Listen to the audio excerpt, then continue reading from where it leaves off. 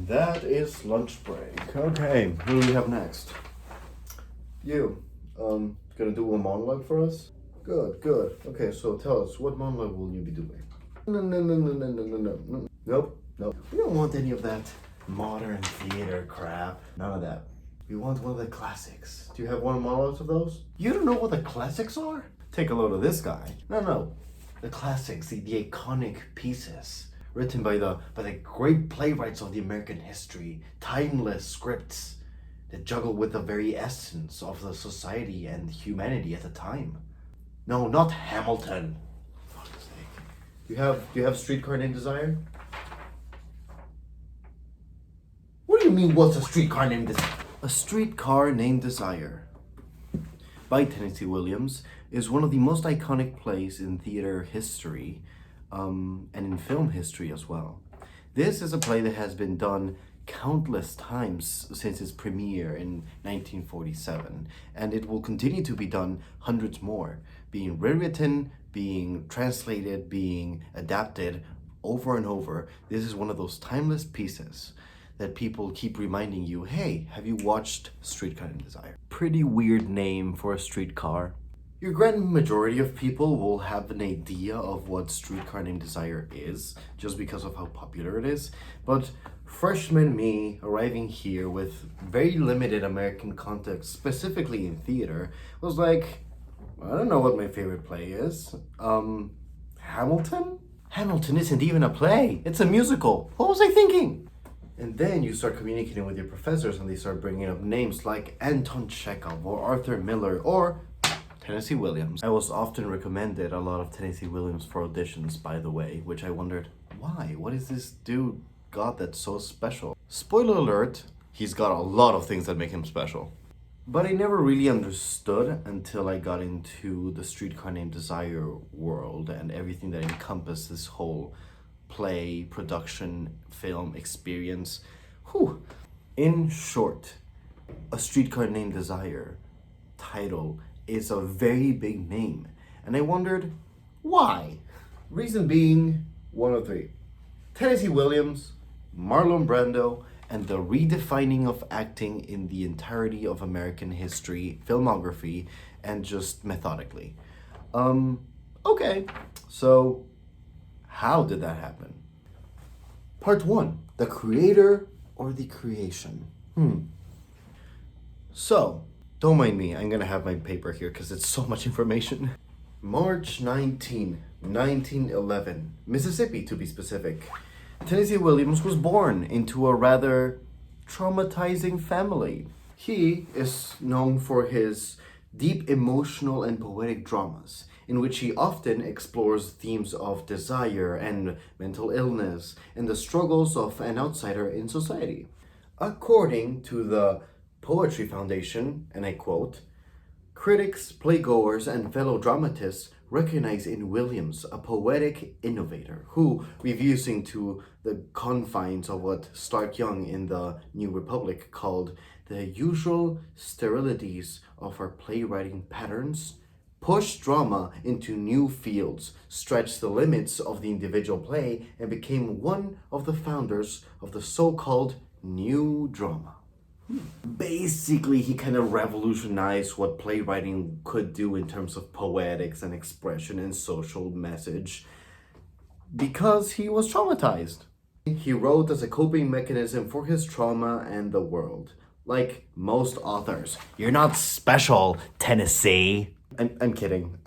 Actually, if you look for Tennessee Williams, literally just Tennessee Williams in Megasearch, you get 143,208 outcomes. So, yeah, I'd say you're kind of special, Tennessee. Some of his most well-known plays include The Glass Menagerie, A Streetcar Named Desire, who would have guessed, Summer and Smoke, The Rose Tattoo, Camino Real, Cat on a Hot Tin Roof, and about 5 more were in that list of prominent plays still in the American theater culture. Tennessee Williams has a whole list that you can fill an index with of plays that are prominent and are still studied and are still used and are still developed even in current times. So when you talk about one of those great American playwrights who have pieces and scripts that can transcend time, this is a pretty direct manifestation of it. Kenneth Tynan observed in Curtains that his writing, Tennessee Williams's, was, and I quote, not pale or scented by earthy and robust, the product of a mind vitally infected with the rhymes of human speech. Similar to Shakespeare, Williams indulges in a sense of poetic expression through dialogue that the average text does not encompass. Therefore, there's a lot of people, specifically in the poet industry or in the poet area, that are able to gauge that deep expressive nature of Williams's poetic writing. Although it's not poetry per se, it has a poetic entonance to it, and even rhythm in some cases. So there is a lot of poetic artistry in Williams' style. But I also find his character very interesting. Here I will leave you with a quote. I'm doing a lot of quotes, don't mind me. But here I will leave you with a quote from Tennessee Williams himself. Tennessee Williams, November 29, 1941. Undoubtedly, our artistic climate is going to change through the world situation. I think there is going to be a vast hunger for life after all this death, and for light after all this eclipse. People will want to read, see, feel the living truth, and they will revolt against the sing-song Mother Goose book of lies that they are being fed. Talk about the quote of the century. Okay, it might not be of the century, but this is a really good quote. And the reason why it's a good quote is because, like the rest of his pieces, it is still a timeless quote because it still echoes in the current times of this modern era. Tennessee Williams's context for the era was a post-war society that had been so encompassed and consumed by the fears and threats of a war that now there was more predominance of death in thematics than life. And the poetics that come with Williams's intent speak a lot to the people in this time frame. That said, it can still matter to us. One of the, and probably the most predominant theme in A Streetcar Named Desire is this constant dynamic between the old era and the new era. Will the new civilization take over the old civilization? Will the old mishandle and destroy the new?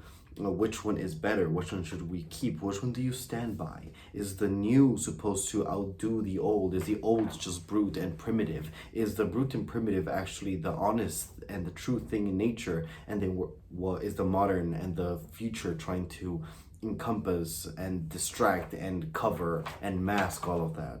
Is there a dynamism of those two that work, or do they just naturally clash? Should we stay with one and leave the other, or should we try to merge both of them? And in that attempt to merge them, does one treat the other one fairly? Does one try to overpower the other one? What is the dynamic between the old and the new in our society?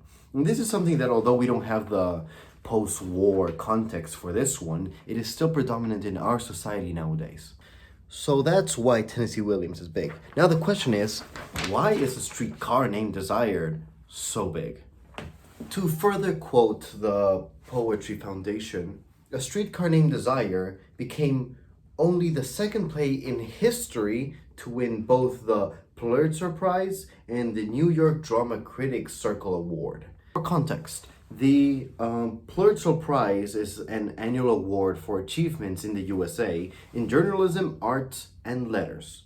And the New York Drama Critics Circle Award is an award given by these 23 drama critics. So, yeah, pretty big awards. Eric Bentley, in What is Theater, called it the master drama of the generation. The inevitability of a great work of art. T.A. Kalem stated, "You cannot imagine the time when it did not exist. You cannot imagine a time when Streetcar didn't exist." So, just checking records and archives and historical account, this play is nominated and considered and awarded to a degree that it has intrinsically ingrained itself into the history of the United States of America. It is part of its history. It's not just part of its history, but it's also part of what propelled the further history, therefore our present. This play, this script, this film is one that has ingrained itself into the very essence of what theater and film is, and will forever be part of who we are now as a society in relation with the art of film, with the art of theater, with the art of performance. We will get into the specifics of the play itself in a second, but first I have to take a detour to talk about the producer, Irene Meyer Selznick. This woman is incredible. Irene Selznick was an aristocrat, a high-class New Yorker who would eventually become the producer of 20th Century Fox. Yes, she married her husband, who was from a highly dysfunctional family, but talented, because, and I quote, he was one of the few men that stimulated her intellect. Damn, girl. She hosted Hollywood parties at her home. She socialized with Hollywood stars and celebrities. She was the executive of her husband's company. She also did charity and was a probation officer during World War II. Then she divorced, and then, after all of this, she was a producer for Streetcar Named Desire, just one of the biggest films in, American history. So, yeah.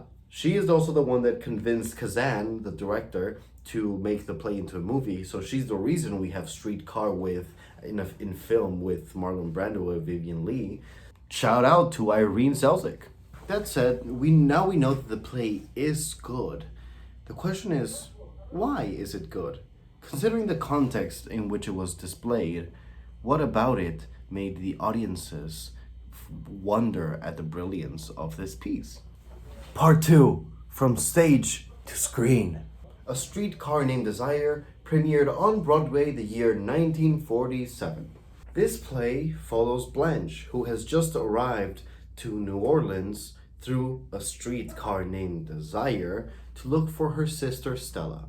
She finds her sister Stella and tells her that the property at home has been taken and that she can't return there anymore. So it's really ambiguous what the trouble is that has brought her over here.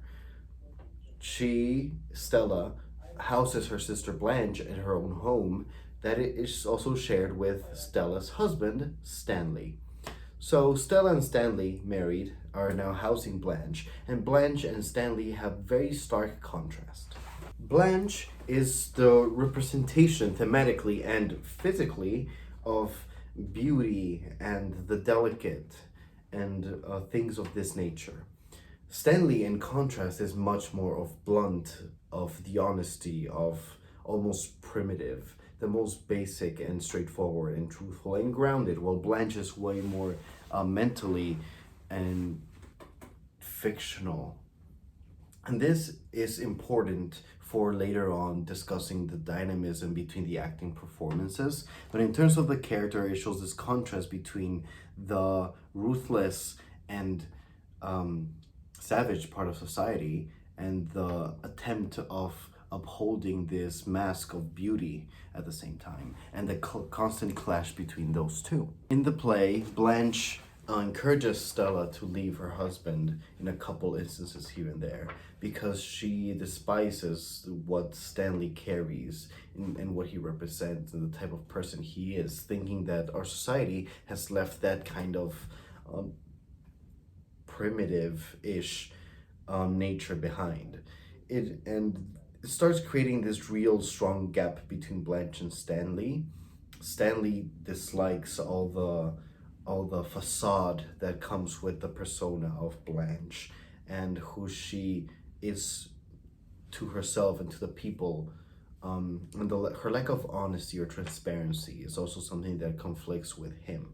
So these two characters are in constant combat throughout the show. Later, and spoiler warnings, it is discovered that Blanche is actually coming with a lot of mental illnesses in the background, but the reason why she fled town was because of allegations of her sleeping with many men.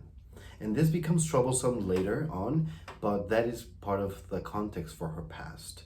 She had a relationship, but that did not thrive, to say the least. Canonically, the person she was with was gay and slept with a man, and she caught him and she disapproved, and then he committed suicide. Pretty heavy topics. And later on, as her sister Stella gives birth and has a baby, Stanley proceeds to rape Blanche. Heavy words, heavy topics, indeed. But this is one of the reasons why this play made so much of an impact. So it's important to denominate this. With all the heavy content covered and the basics of what this play covers, this covers a lot of the topics of delusion and reality, truth and farce, the delicate and the bold, the honest and the fake, the romantic and enlightenment, if you will. But it does have this stark contrast of how two different sides of society, or of us in society, keep in constant battle, and how it's hard to have any balance, if it's possible to have any balance, between these two transitions. Naturally, this thematic and the grandness of the play, not only written masterfully, but covering topics that are extremely relevant to the people at the time, and doing it so through the lens of these very personal stories, of these very carefully written and dissected characters. No wonder that this play made a huge impact on the community, on the society, and on history. Therefore, people thought, hey, let's make a movie. And here is where the part of Irene, thank you, came to be. And also all the complications that came with trying to make this specific play into a film, because there's a lot of complications, and we're gonna get to them now. In this time period, film was a highly censored medium, and it was because there was this production code that was set by a person named Joseph Breen. Now, Joseph Breen set up this code to have a restriction on how things could be portrayed on screen, like race, like social status, and a lot of other nuances. What topics should be covered, which topics should not be covered. So getting a play with this much of social impact and heavy topics and all of this run through the censorship of the code, really hard. When trying to get this film approved, well, this play written as a film approved, Joseph Breen named 3 primary issues with this. The first one being an inference to sex perversion with reference to the character of Blanche's younger husband, Alan Gray, as there seemed little doubt that this young man was a homosexual.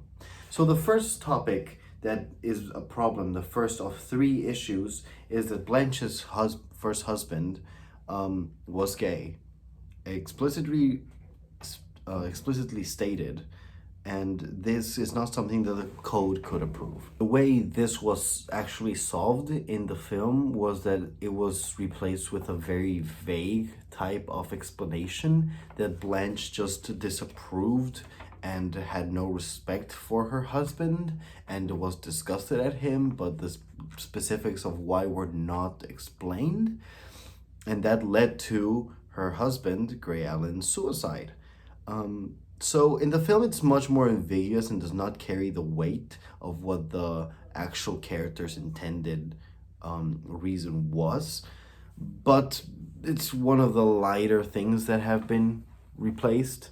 The second issue stated by Joseph Breen was an inference to nymphomania with regards to the character of Blanche herself. Same day, different outfit. I need one of these. We're getting into the complicated topics now. Joseph Breen does this statement about the inference to nymphomania. It's referring to Blanche's supposed encounters with men, which in the context of the original script refers to her sleeping with many men. Now, because this isn't allowed due to the censorship of the production code, They had to make it even more ambiguous, similar to the first time. And it was just reunions, meetings, and it was her trying to seek comfort through company instead of through sex, which was the original intention of the script. The third issue, named by Joseph Breen, was the reference to the rape of Blanche. Naturally, the MPPA recommended that all the inferences to rape were entirely eliminated, and instead said that it was, or inferred or stated that it was just merely Blanche's hallucinations and brought on by her dementia. Corporate victim blaming, basically, but in the attempts of reducing any inferences to the rape of Blanche, they decided to make it either non-existent or change the intention of it completely. Naturally, this was against the point of the play, so the way they navigated it was a bit different. In the film itself, they do not have any scene that directly references the rape itself. However, there is a scene where Stanley overpowers Blanche, and then it is cut through an angle of her in a vulnerable position through the reflection of a broken mirror. So in an artistic way, you get the inference of what it's trying to say, but there's nothing directly that could go against the code. So it's ambiguous enough that it works through the code, but also represented in a way that still manifests the intention of the moment. There is one more final statement about this. On October 20th, 1950, Tennessee Williams himself wrote the following to Joseph Breen about the scene. Streetcar is an extremely and particularly moral play, in the deepest and truest sense of the term. The Rape of Blanche by Stanley is a pivotal, integral truth in the play, without which the play loses its meaning, which is the ravishment of the tender, the sensitive, and the delicate by the savage, the brutal forces in modern society. With all these things in mind, Elia Kazan and Oscar Saul were the ones working on the adaptation to the screen restrictions. The Legion of Decency had an involvement in this, however, and this escaped Kazan's authority in terms of editing the piece. The Legion of Decency was a group that followed Catholic ideals in order to approve or restrict content in the form of film or mediums. They are the reason that the studio himself edited the film, taking away about 4 minutes of the movie just so they could get approval from the Legion of Decency. This was done without the director's consent. They got a B rating, so it was approved because their main concern was that the audiences wouldn't come watch it if it didn't have the approval of the Legion of Decency. So they were willing to go over the head of the people in charge and just do edits without their permission. Quite controversial.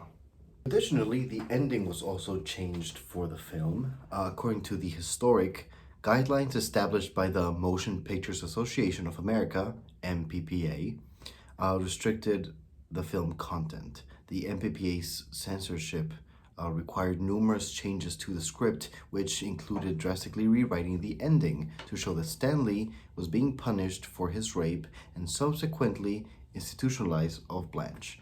So, in the original script, Stanley does not get repercussions for his actions, but in the movie they had to say that if there was going to be any sort of even vague inference of this, that Stanley needed to get repercussions. Now the repercussions to these actions were that Stella, his wife, left with the baby at the end of the movie, which is not the outcome in the original piece. Now, with all of these different regulations and restrictions to the process of editing this piece, there was also the requirements for casting. Now, Kazan had already worked in the Broadway production of this. Kazan was the director and had the main cast. This almost everyone from the movie except for the actress for Blanche. This is because the film producer, Charles K. Fettelman, pushed that they needed at least one movie star to make sure that the film would do properly in the box office. Prior to this, Streetcar Named Desire had also premiered in London the year 1949, starring Vivien Leigh as Blanche. And one of the normal consensus, even though it was taken differently in the UK than in the US, is that Vivian Lee was fantastic. And this is after she had won her Oscar for Gone with the Wind. So she had an Oscar. She has played Blanche in the UK and has been praised for it. So the pieces of the puzzle started to get together. Part number 3, icons and their performances. And this set up perfectly for Vivian Lee to join the cast. They left Jessica Tandy, who was the original cast for Blanche, and replaced her with Vivian Lee so that they could fulfill the roles that they required. Everyone else from the cast, at least the main cast group, remained. That also meant that Vivian's involvement in this new group was difficult because she was entering this group of performers that had worked together previously. They had a history together, they had chemistry together, and she was just stepping in under the direction of a different director with a different group with different acting methods. And now we get into the very interesting dynamic of these very two different acting styles, which is one of the major highlights of this piece in terms of film. Of course, the piece itself as a play was fantastic and impactful, but the differentiation between specifically Vivian Lee and Marlon Brando is what I'm going to focus on now, because this distinction in acting performances and acting styles is what popularized a new style, a new method for acting in the USA. By the time that this film came out, Marlon Brando was recognized for the Broadway performance of A Streetcar Named Desire, but he was not a big name, not nearly as much as Vivian Lee at the time. So Vivian Lee was actually the biggest name in the cast at this moment. And when she entered, she came with all her previous background and experience as a quote-unquote golden age performer with a stylized or classical acting style. In contrast with this is Marlon Brando, who was the strongest representation, or the most emphasized one in this film, of the Stanislavski method acting, which became the method. Now, the popularization of the method hadn't escalated yet. This film, and Marlon Brando's performance specifically, is the catalyst for the method to become popularized for a film style and encouraged, and then setting into the default for the rest of Hollywood performers. Some key differences. First, what is the difference between the stylized performance of Vivian Lee and Marlon Brando? So Vivian Lee is one of the greats of this time period, and she therefore encompasses one of the great performances of stylized acting at the time. Stylized acting is considered, and this is a pretty broad term, but stylized acting is considered to be more performative, lyrical, and emotive. It's almost more inclining towards large scale and artistic beyond the average person. In contrast, the acting style for the method is more grounded and subtle, and, take this word with a grain of salt, mundane. Not in the sense that it is monotonous or easy to find, but mundane in the sense that it feels very realistic and not exaggerated outside of the standard human performance or portrayal of their own emotions. Context for Vivian Lee's stylized performance. The background of it before the Golden Age and into the Golden Age was that these films, the first films, didn't have the help of sound. So all the performances done in film at this time were physicalized a lot because they were trying to communicate emotions and thoughts and feelings to an audience that couldn't rely on sound. So that's one of the reasons why the style was bigger than life, as some people phrase it.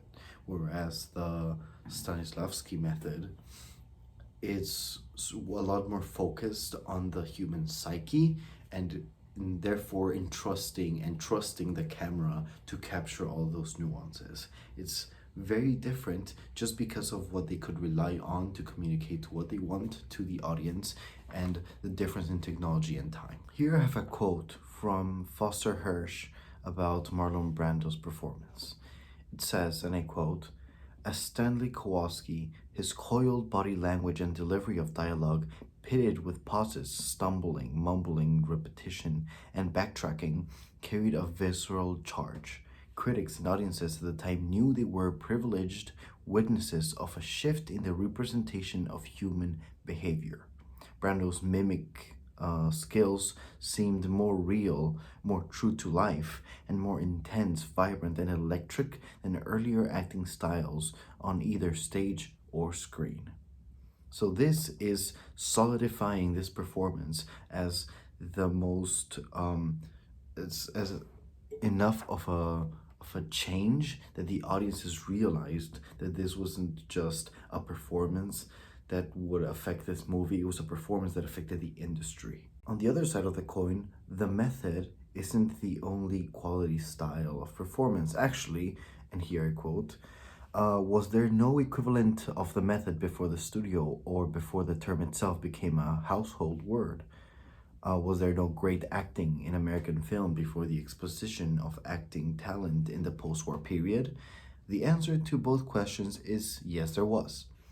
Causing consternation among disciples, Strasberg would cite movie stars of earlier generations such as Gary Cooper and Spencer Tracy, who seemed to him to often do the method by instinct. So we have performers who could also carry this in an instinctual manner, and Vivian Lee has a really interesting balance between her instinctual performance and the style of her performance.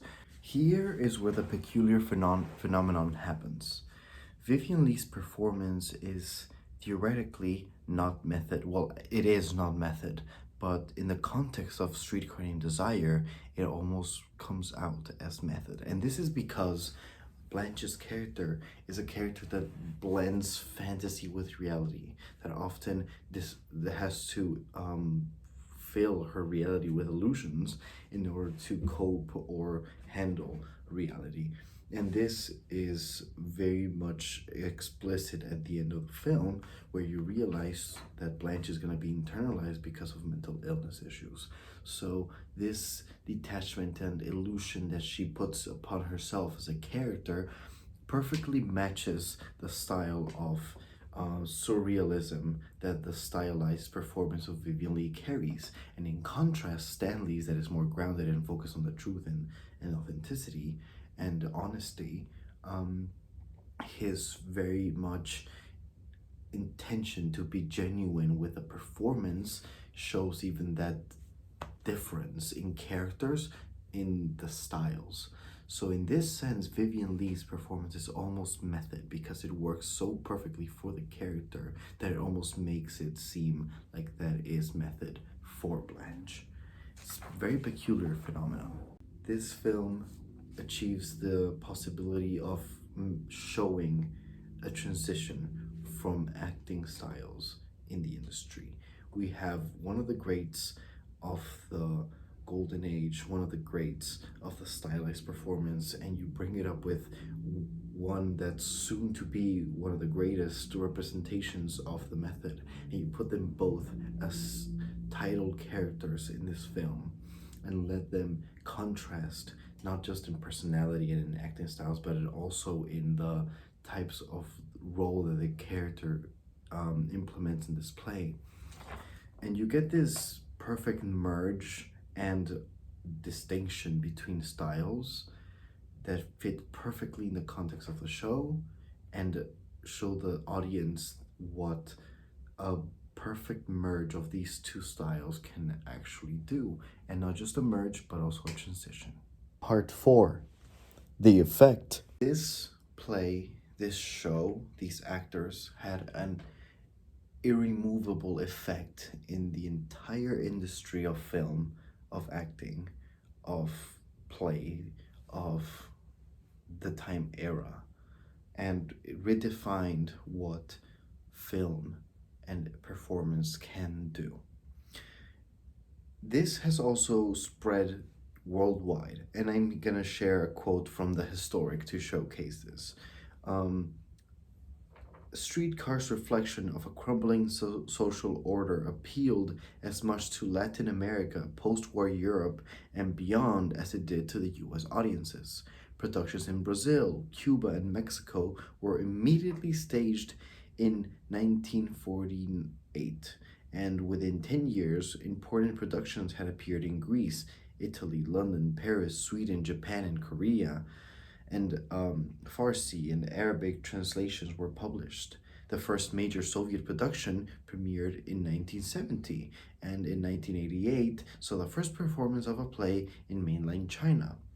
Its deep connection to fundamental human struggles has been used to explore issues of class, gender, and race in a wide range of variety of mediums, including ballet and opera. So, here is a testimony of the grand impact that this play has had on the world and on the entirety of this Latin countries that were mentioned. They got staged on 1948, which is 1 year after the Broadway performance and 3 years before the film came out. So this change started happening since before the film and carried throughout the time of it and proceeded even after the film, such as in the Soviet productions. So the scale of this play, the scale of this film, the scale of this performance has spread worldwide and is now intrinsically ingrained in some of the views of class, gender, and race in a worldwide manner. And this is why A Streetcar Named Desire is such an iconic, such a venerated piece of theater and film.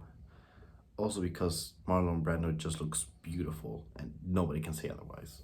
If you haven't seen Marlon Brando's performance and physique in this film, check it out because the fan service is worth the watch. Holy sh!